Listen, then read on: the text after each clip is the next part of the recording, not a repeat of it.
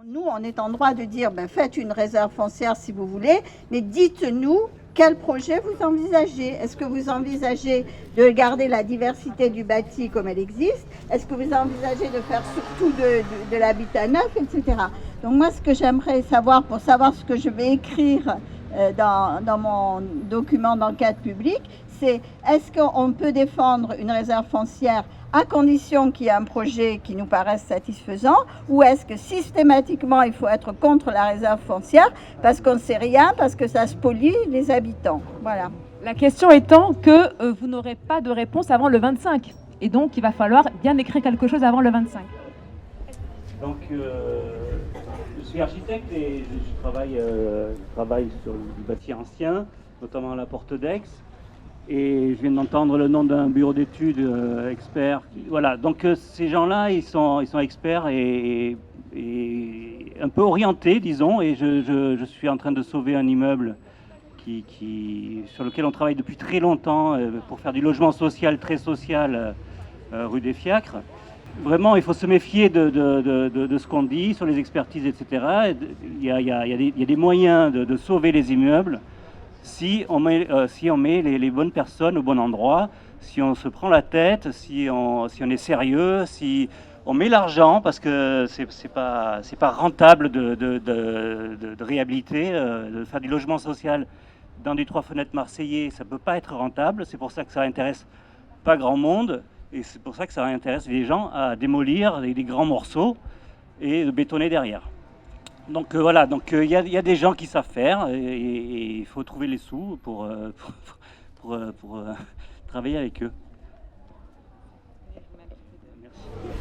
Alors moi je suis étonnée qu'on n'associe pas les propriétaires à la réhabilitation de leur immeuble, en sachant qu'il y a quand même des aides très importantes par l'ANA. Oui, moi j'ai compris la même chose. Il me semble que la DUP n'est pas un problème à la suite des explications qu'on a eues. C'est-à-dire qu'elle peut être intégrée dedans d'autres procédures, d'autres outils, c'est pas contradictoire.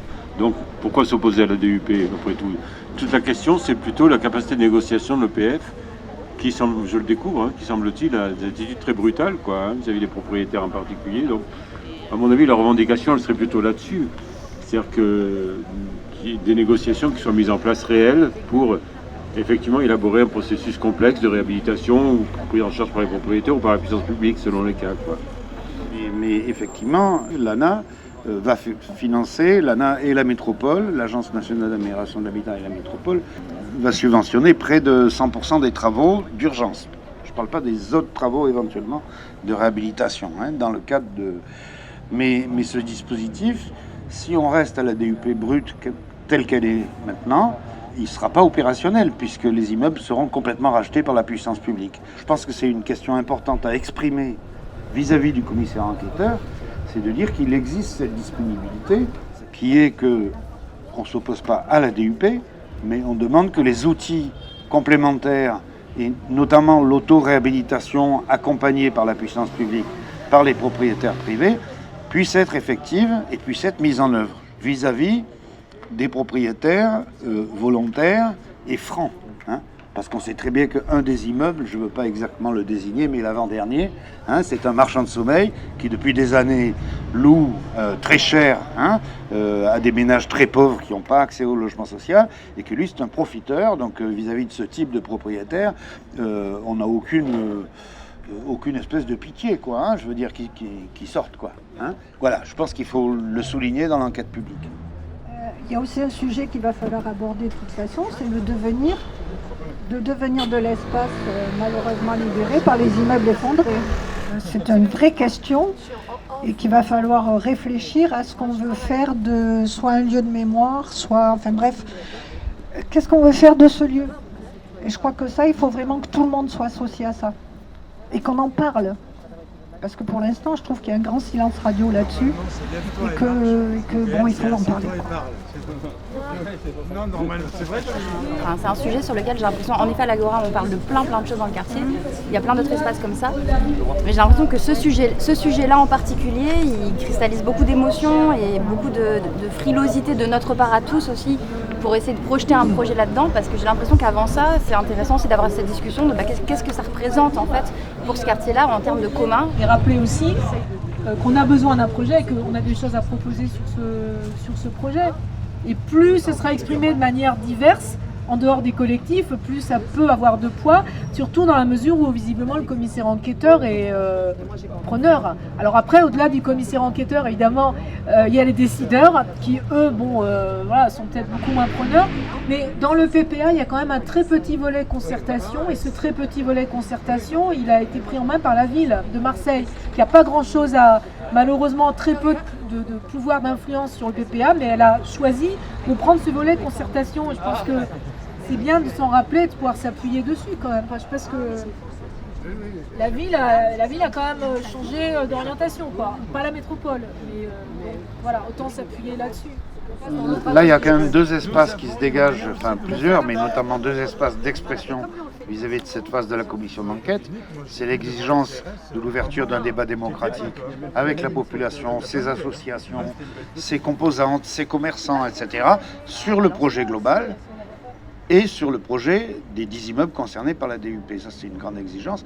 L'autre chose sur laquelle moi je réagis, c'est cette question du logement social, dont on peut dire à la commission d'enquête que nous voulons que les pouvoirs publics expriment une intention forte que les populations modestes puissent rester dans ce quartier. Ce qui veut dire des fois accession sociale à la propriété, des fois réhabilitation, et très souvent, parce que la population est éligible, du logement très social, hein, effectivement. Il y avait deux personnes qui voulaient parler là, c'est ça ? C'est pas sûr qu'on puisse proposer de la réhabilitation. Mais en tout cas, je me disais, est-ce que ça pourrait pas être une hypothèse de proposer un habitat coopératif en prenant en compte les propriétaires actuels de ces immeubles, si vraiment l'objectif c'est de reconstruire quelque chose et du coup d'avoir une alternative aussi au logement social en fait. Ça se fait beaucoup dans d'autres pays, ça se fait un peu en France, hein. L'Union des coopératives, il y a une fédération nationale, c'est des dispositifs qui existent, ça permet à des habitants de se mettre en coopérative et d'acheter ou de réhabiliter leurs immeubles. Et donc c'est une hypothèse effectivement que vous avez raison de soulever. Hein. Donc ça, il faut vraiment exiger la réhabilitation de tout ce qui est récupérable. Et là-dedans, quand je disais tout à l'heure qu'il y a des bureaux d'études plus ou moins complices des démolisseurs, donc celui qui a été cité tout à l'heure, il en fait partie. Hein. On parlait de la Porte d'Aix, hein, l'immeuble qui a été démoli récemment par la force publique au-dessus du métro, là, etc. Il y avait des études qui montraient qu'il était récupérable. Ce qui est important pour moi, c'est d'exiger la préservation déjà de ce qui existe, de ce qui est récupérable, et aussi la forme des parcelles. Le parcellaire, il ne faut pas l'effacer. Ça veut dire qu'un immeuble par parcelle. Et en fait, du coup, on ne peut pas rentrer dans le schéma économique des promoteurs, des grands promoteurs, si on préserve ces parcelles. Donc je pense qu'il y a une exigence à avoir là-dessus. Et comment les immeubles sont découpés, ça fait l'âme de la ville aussi, quoi, hein, voilà. Et donc à Bologne, ils ont réussi. Après les relogements, etc., ça a posé des problèmes. Hein. Ma conférence s'appelait un échec exemplaire. Donc il y a quand même des choses qui ne marchent pas aussi. Les gens ils veulent pas forcément revenir là où ils ont vécu des choses comme les effondrements, etc. Mais ils ont réussi à préserver leur centre-ville et les populations ont changé petit à petit. Mais ceux qui ont voulu se réinstaller là, ils ont réussi à le faire. Voilà, donc, mais c'est une volonté politique. Là, maintenant, la ville, elle est quand même, elle a changé. Donc, je pense que la volonté politique, on peut l'avoir. Bon, il reste le problème de la métropole. Je fais partie d'une petite coopérative qui s'appelle Regain. On travaille sur le développement de l'habitat participatif et notamment à Marseille où il y a un nouvel espoir avec la nouvelle équipe. Et alors moi j'habite pas à Noailles, mais quand les immeubles, après les effondrements, je suis allé aux manifestations parce que ça me concerne en fait ce qui s'est passé à Noailles. Et donc ce qu'on va faire ici, ça me concerne aussi et c'est important. Parce que c'est, voilà, on dit le ventre de Marseille. Pour moi, c'est pas négatif. Et c'est important tous qu'on soit fiers et qu'on porte ce projet symboliquement qui va se faire ici. Et pour moi, il y a des questions d'architecture, mais je pense qu'il y a aussi et surtout la question de la manière de faire. Il faut rompre sur la manière de faire. Et ça, c'est la participation en fait. C'est la participation de la vie du quartier, la participation des futurs habitants. Souvent, les gens qui prennent les décisions, ils sont dans un cadre des possibles qui est très restreint. Et nous, il faut leur dire qu'il y a des choses plus ambitieuses qui sont possibles.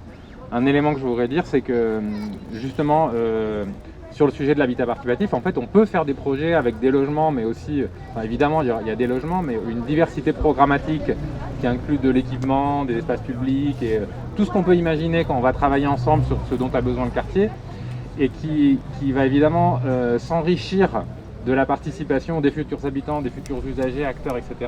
Et qu'on a des outils pour faire ça très professionnellement, en fait. Faut pas qu'ils pensent que si on donne du pouvoir aux habitants, aux futurs usagers, ça va être un truc infernal, ingérable, qui est un projet qui verra jamais le jour.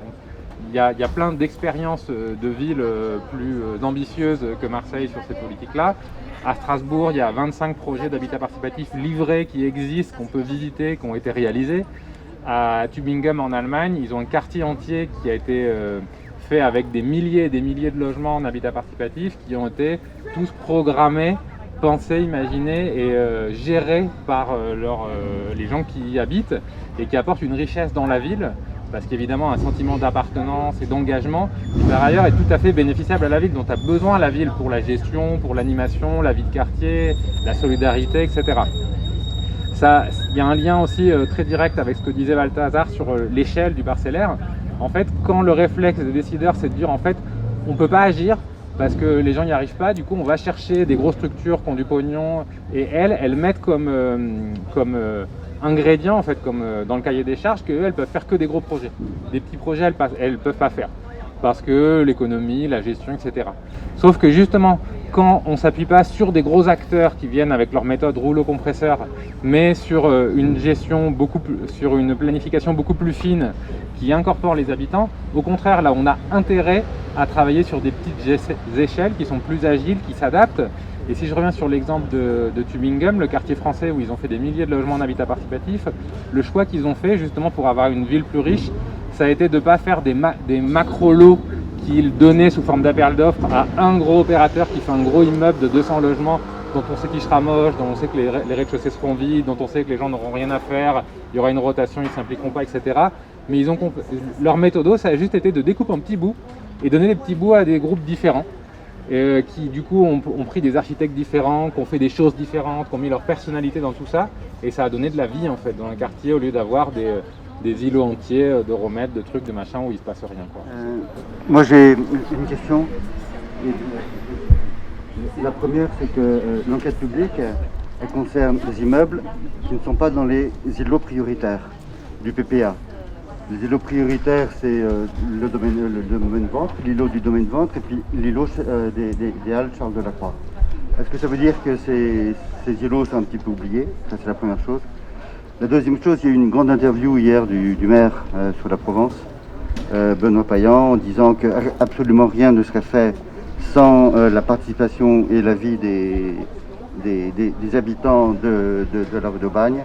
Mais est-ce que la ville, elle a quelques moyens ou est-ce que... Parce qu'il semble là que ce soit vraiment la métropole qui ait la compétence et pas du tout la ville. Alors. Sur les îlots démonstrateurs, en fait, aujourd'hui, il n'y a pratiquement rien qui a démarré.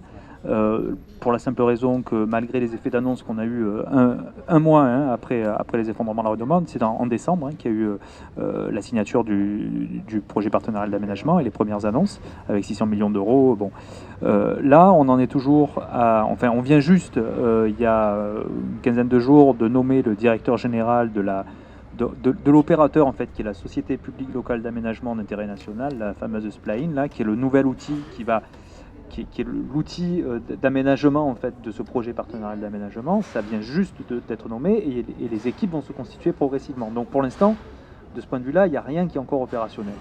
Il y a eu quand même l'établissement public foncier qui a fait, je crois, quelques démarches, parce qu'on a aussi des collègues au CHO, au collectif des habitants organisés du 3e, donc certaines personnes sont impactées par un des îlots démonstrateurs, donc ils savent qu'il y a eu certaines démarches. Mais au-delà de ça, je veux dire, il n'y a rien qui a été mené. La démarche vraiment de mise en place d'un dispositif d'animation, de concertation, de discussion, il n'existe pas pour l'instant. Il n'existe pas, il y a une volonté politique quand même affichée de la mairie, mais pour l'instant il n'y a rien du côté de la mairie qui soit vraiment mis en place. Alors il y a des choses qui se mettent progressivement en place, il y a des SICA, tout ça, mais bon, je ne vais pas rentrer dans ce qui est en train là, de se mettre en place, mais c'est encore très insuffisant. Et pour le coup, quand même, il faut savoir, je l'ai rappelé aussi au début, c'est que c'est la ville qui est, dans le cadre de ce projet partenarial d'aménagement, et donc sur la rue d'Aubagne comme sur les îlots, qui a acté avec la métropole une forme de co-gouvernance de ce projet partenarial où la ville assure la partie concertation-participation. Alors c'est assez récent en fait, mais il y a eu un espèce d'accord avec la métropole qui était quand même initiatrice sur ce projet partenarial d'aménagement avec l'État. Hein. La ville était qu'actionnaire à 6%, je crois, la métropole à 59%, donc beaucoup plus importante, plus que celle qui a les compétences aussi. La métropole a proposé à la ville, qui a accepté, en gros, d'assurer toute la partie concertation-participation, ce qui est la patate chaude. En gros, voilà, c'est encore très peu opérationnel. Voilà. J'ai donc l'impression qu'on a en quelque sorte l'obligation d'accepter ce DUP, qui est déjà, disons, prévoté, on concerte après. La maison du projet, je ne sais pas si c'était l'idée, mais bon, elle arrivera après la signature, c'est sympa. Et donc après le 25, ma question elle est là, c'est qu'après le 25, une fois qu'on aura rédigé des propositions en plus, quelle peut être notre forme d'action ?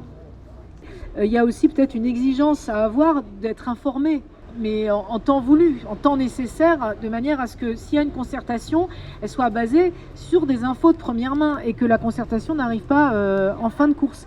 Alors on a quand même des exemples là, sur d'autres domaines, notamment sur la question de la charte, l'actualisation de la charte du relogement des personnes évacuées, où il y a quand même des outils, des séances de travail qui se sont mis en place et où du coup, avec la nouvelle équipe municipale, on a quand même accès à des données vraiment plus facilement et plus en temps réel, avec une vraie discussion. Ça change quand même un peu les choses par rapport à la période 2018-2020.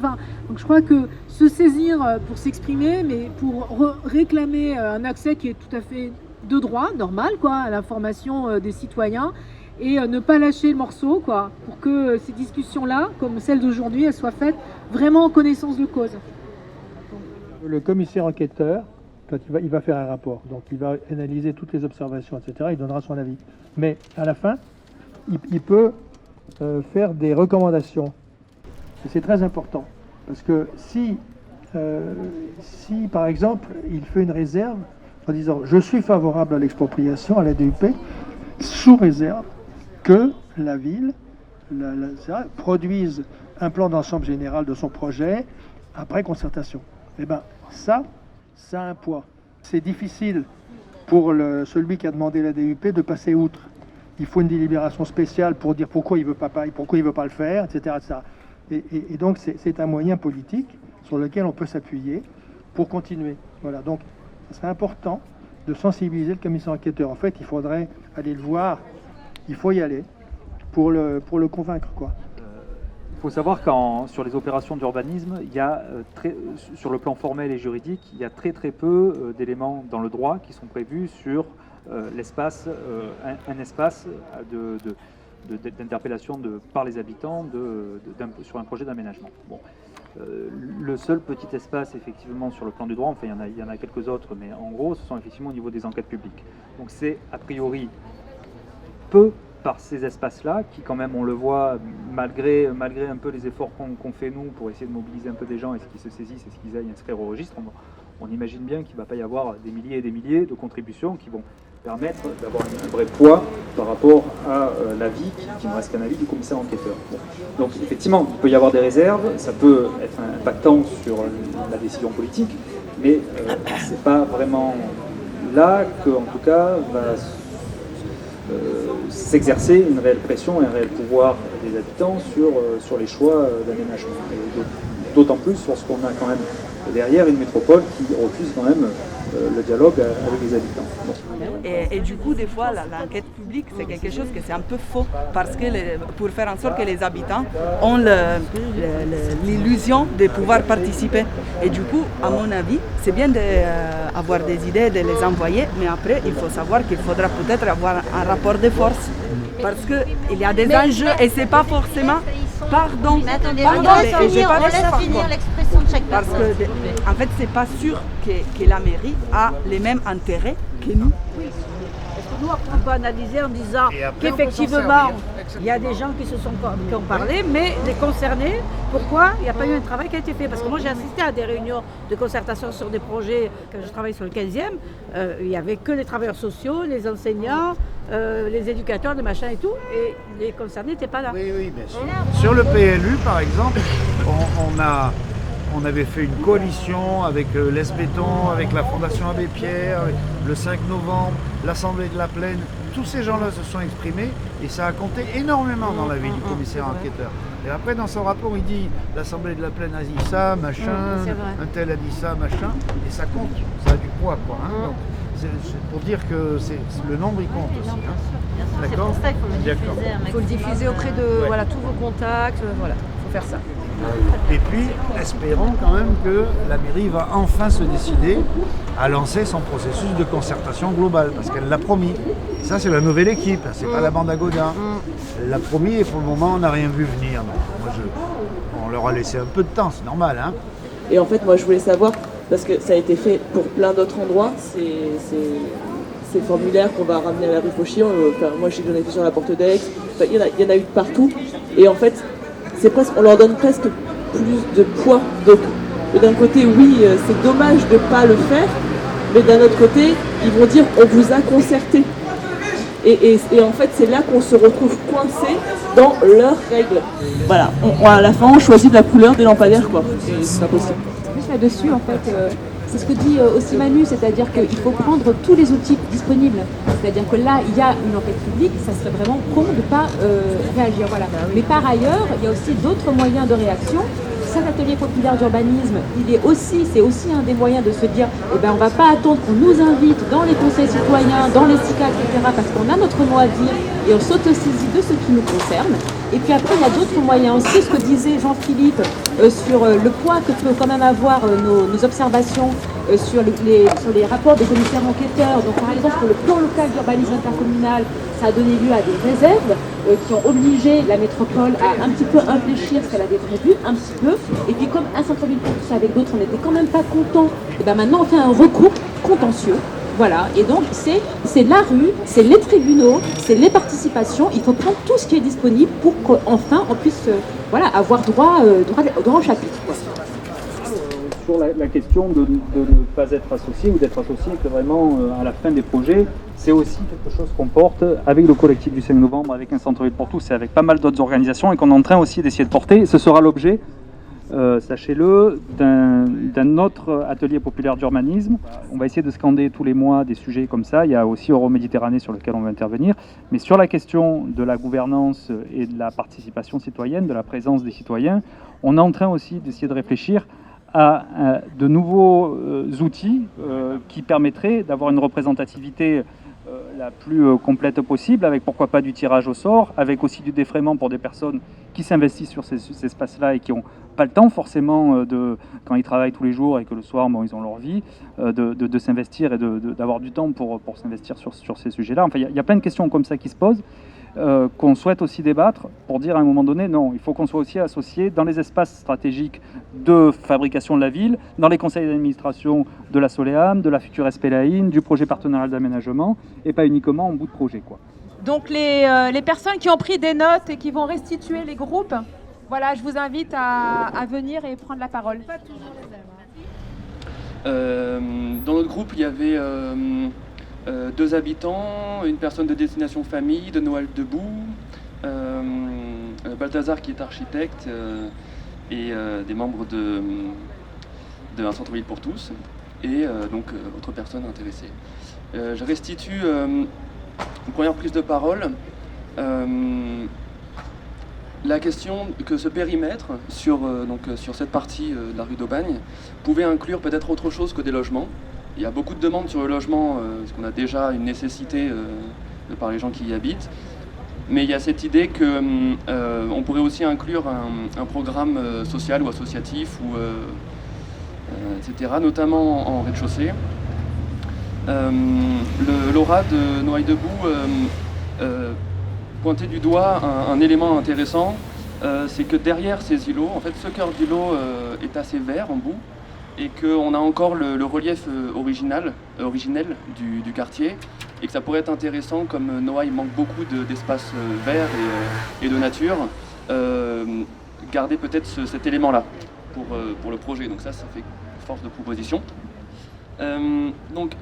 Balthazar, lui qui est architecte, qui travaille un peu sur ces questions, parlait des étudiants qui ont fait beaucoup de travail là-dessus. Donc il y a des propositions qui ont été faites de la part d'étudiants pour la dent creuse notamment, spécifiquement même.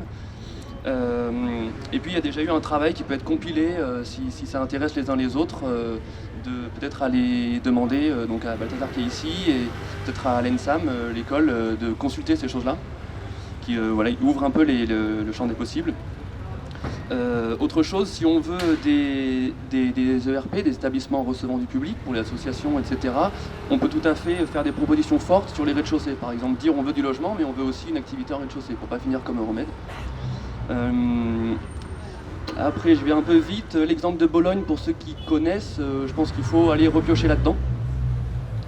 Il y a eu la question un peu discutée que nos élus et nos nouveaux élus veulent aussi organiser une concertation, mais par exemple, là on arrive proche de la fin de la date et il n'y a pas eu de maison du projet, ni même d'établissement dans le quartier, donc un élément important. Il y a l'association Regain, organisée en coopérative, qui propose aussi de travailler sur l'habitat participatif. Alors pour ceux qui ne connaissent pas, ça vaut le coup d'aller voir un petit peu, c'est pas très compliqué. En gros, c'est que les habitants ont leur mot à dire sur le programme et aussi sur comment on va se monter l'opération. Donc très intéressant à prendre en compte. Yannick qui disait aussi que Benoît Payan, notre nouveau maire, insiste sur la notion de participatif et sur la concertation. Et il a fait une annonce encore il n'y a pas très longtemps. Donc moi j'ai souvent en tête cette idée qu'il faut les prendre au mot, c'est-à-dire utiliser leur déclaration, disons, pour faire du travail là-dessus. Oui, il y a aussi autre chose, c'est qu'apparemment on vient de nommer des représentants de l'EPF et qu'il faut peut-être aller voir quelles sont les personnes qui sont maintenant aux commandes. Voilà. Pardon, établissement public foncier. L'établissement public foncier, c'est une structure de portage du foncier. Ils achètent et ils revendent à la ville ou à la métropole avant 5 ans.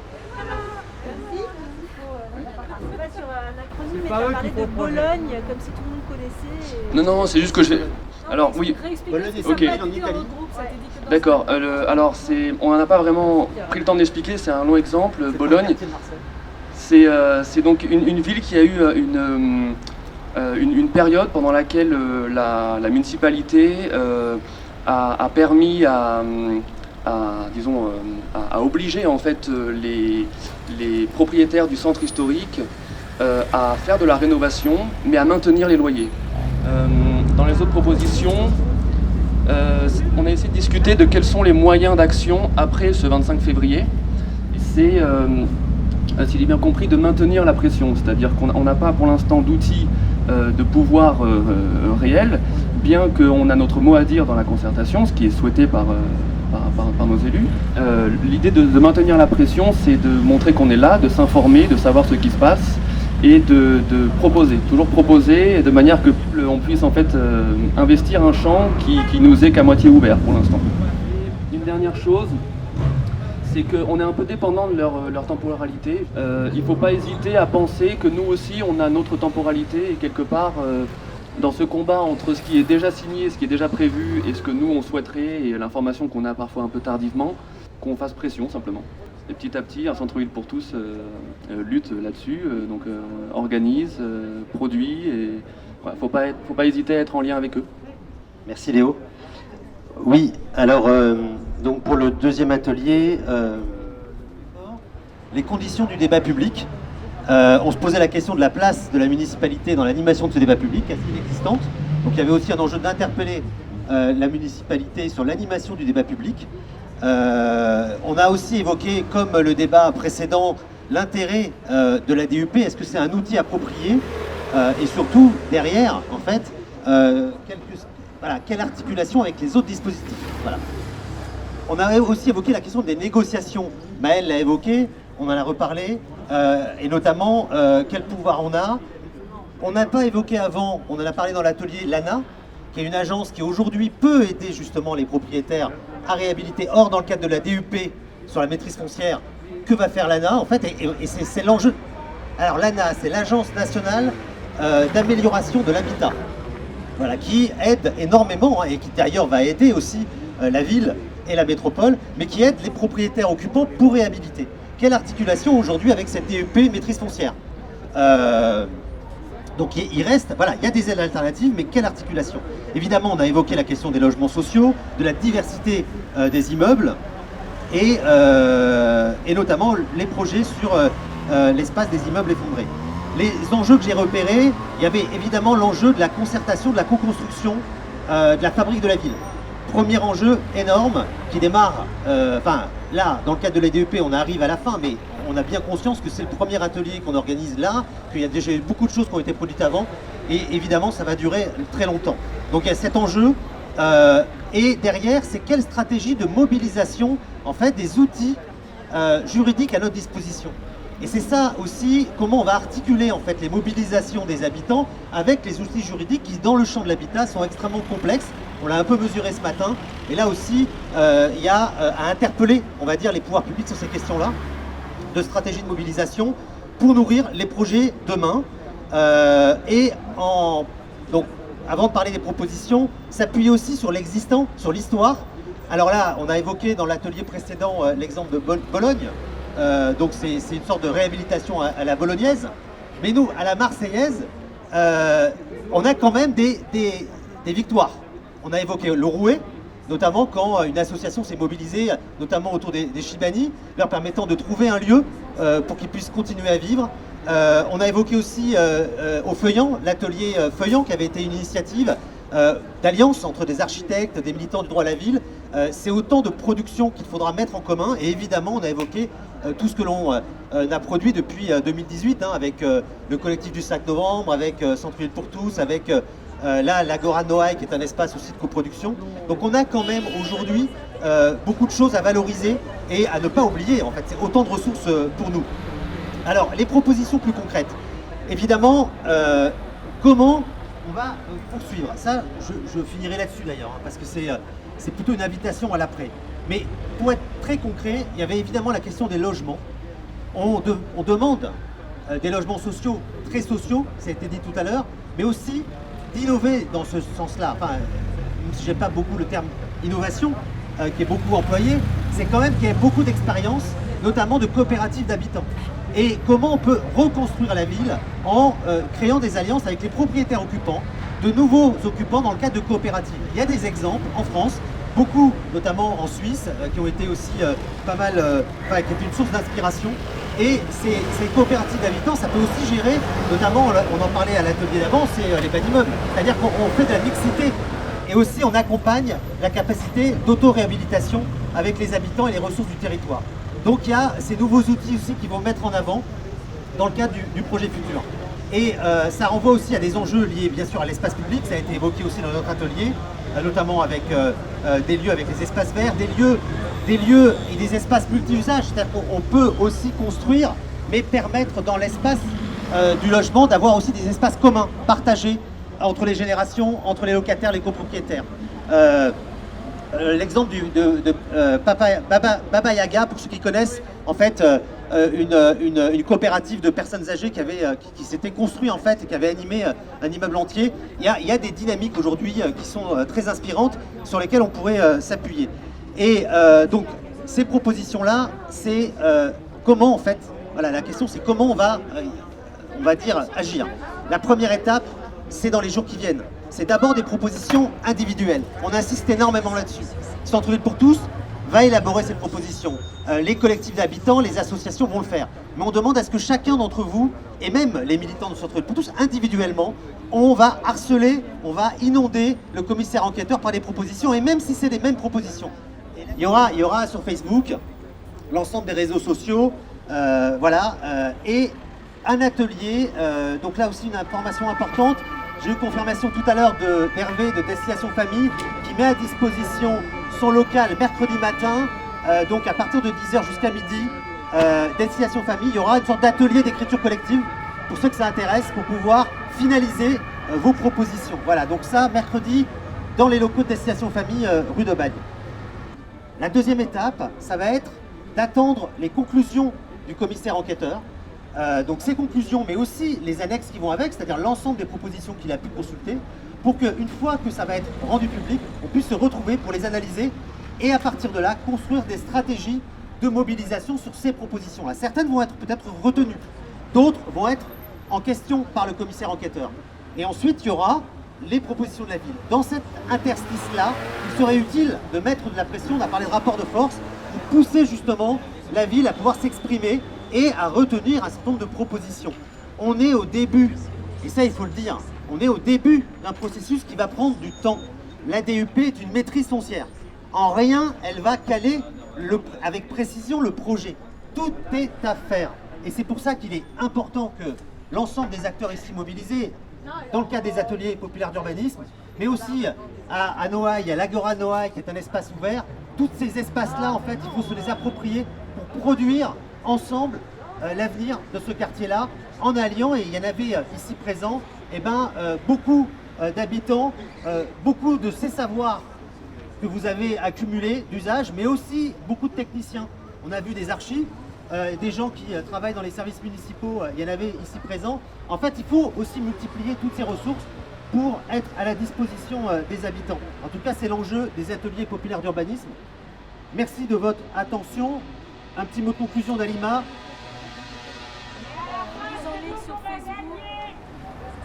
Et puis voilà, il n'y a plus qu'à et avec vous, quoi. Merci beaucoup.